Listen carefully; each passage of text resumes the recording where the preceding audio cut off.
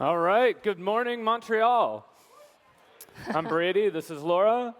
Hey, this is my, wow, this voice is really loud. This is my first time in Montreal. I'm super excited to be here. We're chatting backstage already, and we do want to talk about immediate gratification, but I think we also just want to share the story of like how I came to San Francisco, how I started my business, but I'll leave it to Brady to kick it off. Yeah, so tell us, what does Shippo do? Yeah, so Shippo is an API and platform that helps e-commerce stores connect to all different shipping providers. And what we've seen is that Amazon Prime teaches end customers to expect free and fast shipping. So all of our retailers are trying to figure out how to get the same thing done. And so how does Shippo play into the new commerce trends? Yeah, it's really interesting because people keep saying that Amazon kills all of retail.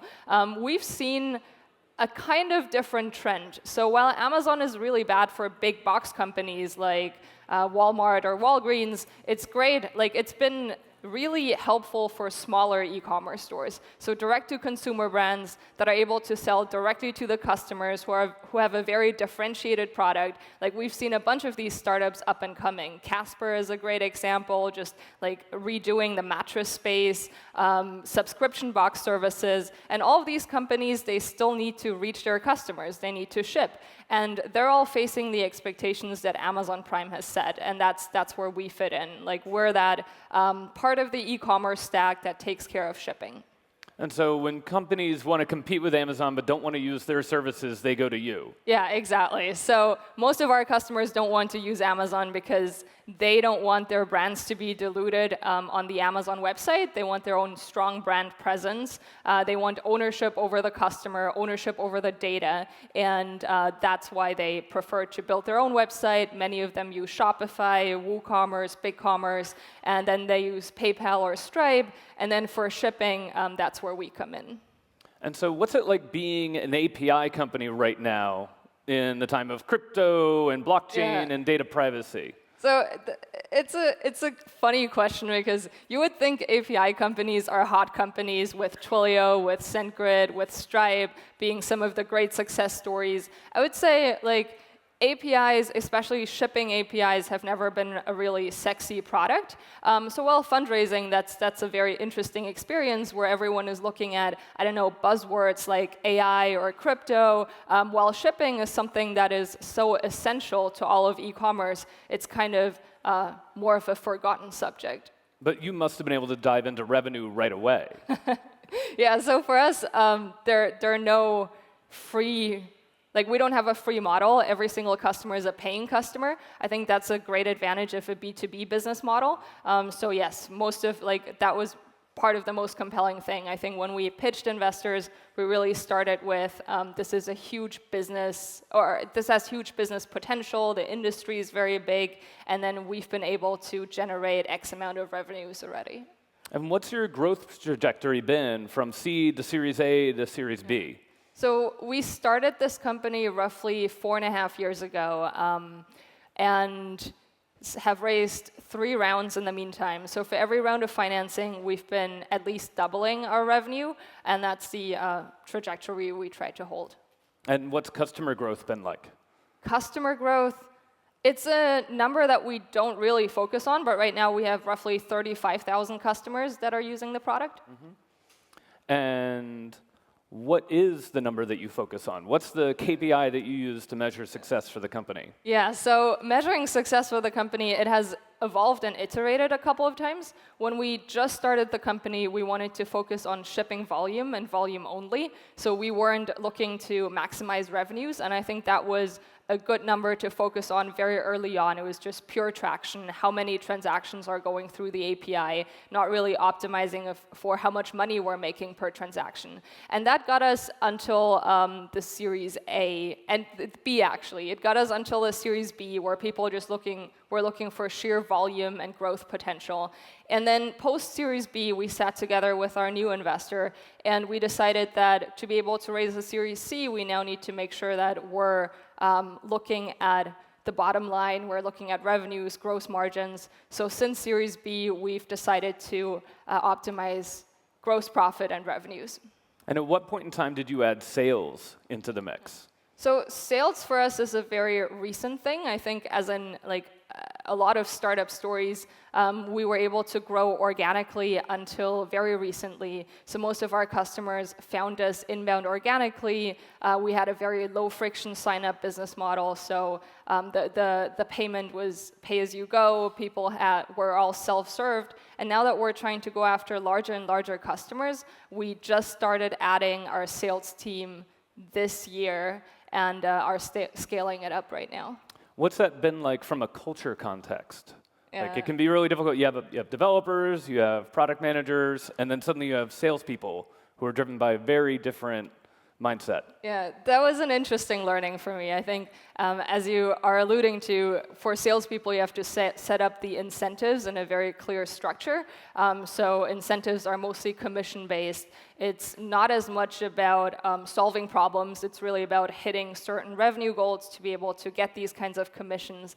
And it does bring in like a weird dynamic where the engineers, the product people are all about solving problems, and then you have to give the salespeople a very templatized approach, just like do this and you'll get out that. And I think that's been, at the very beginning at least, we've been trying to hire salespeople that still have a growth mindset, like people who are able to come in, solve problems, be very entrepreneurial, and we've tried to like hire for the entrepreneurial type in like every single hire we bring in, including salespeople. But now we're also like seeing as we grow, like maybe we need to have different people in the team. Mm-hmm. And so what's your own growth been like from a pre-seed CEO up to now? Yeah.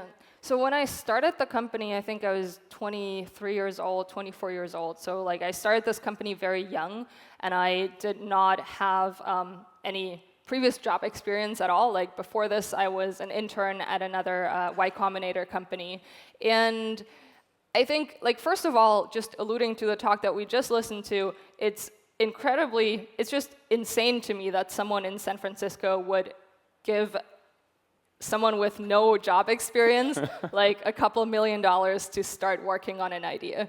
So I think that's something that's very unique to San Francisco, and I'm like incredibly grateful that we had this opportunity. Starting the company, I think the first like skills that we had to embrace were more about like just very strong work ethics, working super hard, being great at networking, not being shy or embarrassed about talking about the product, even if the product didn't exist yet. And as we started growing the team, it's like the qualifications, the skills have changed dramatically. I think my number one job right now is management. It's building out the team. It's communication.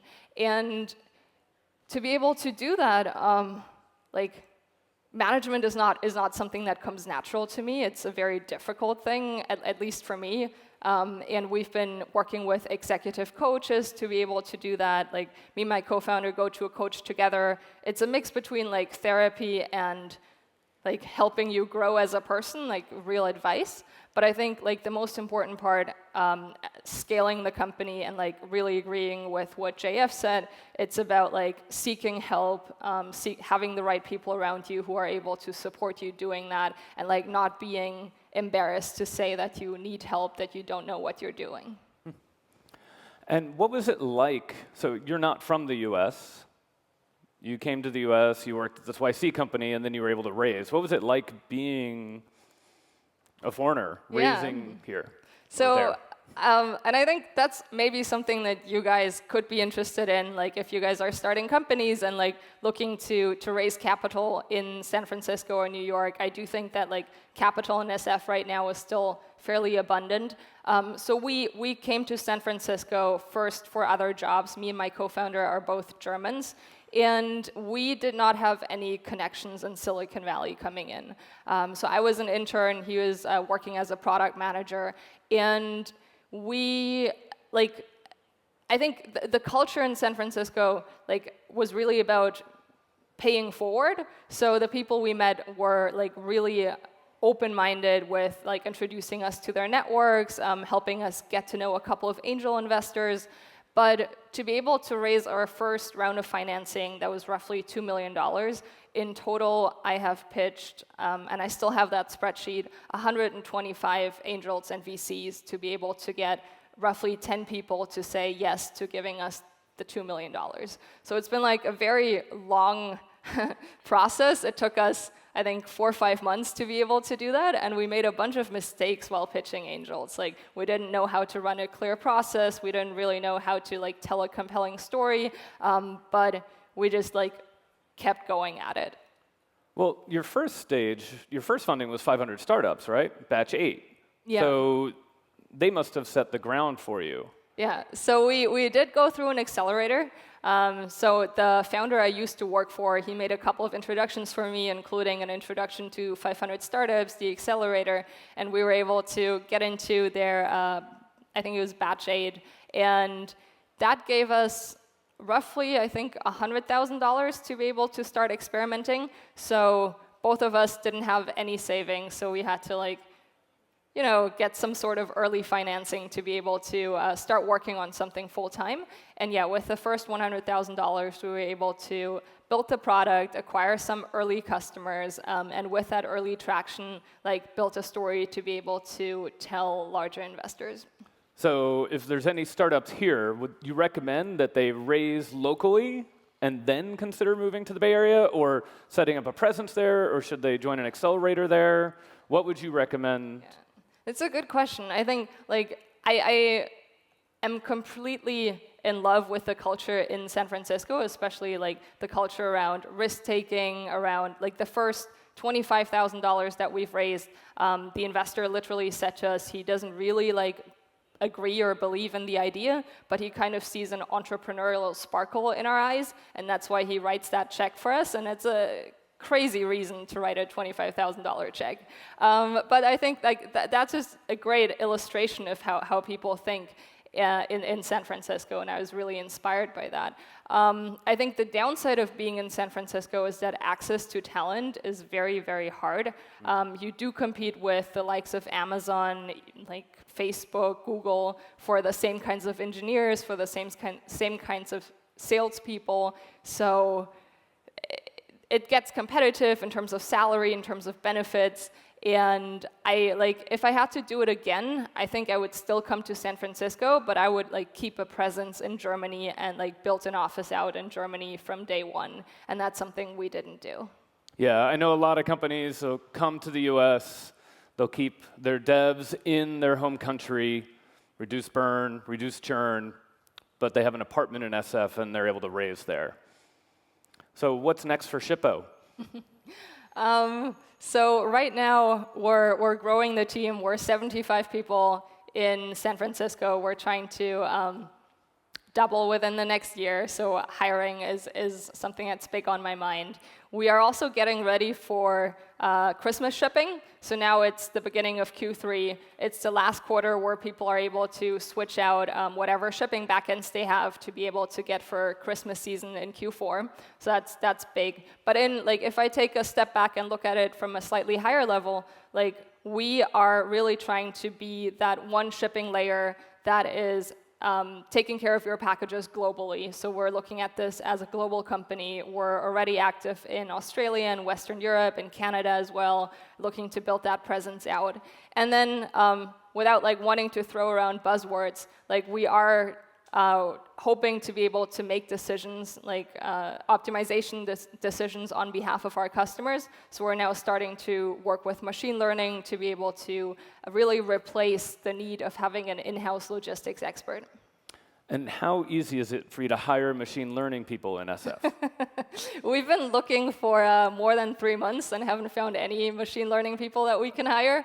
So if there's anyone here looking to move to San Francisco who's a machine learning engineer, please hit me up. Is that the kind of thing that would make you consider opening an office here?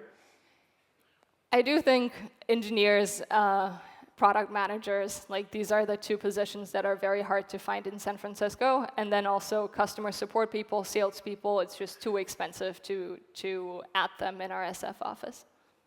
So it seems like you want to become a white label back-end shipping platform for all your merchants. Are you going to be launching a Prime service for them?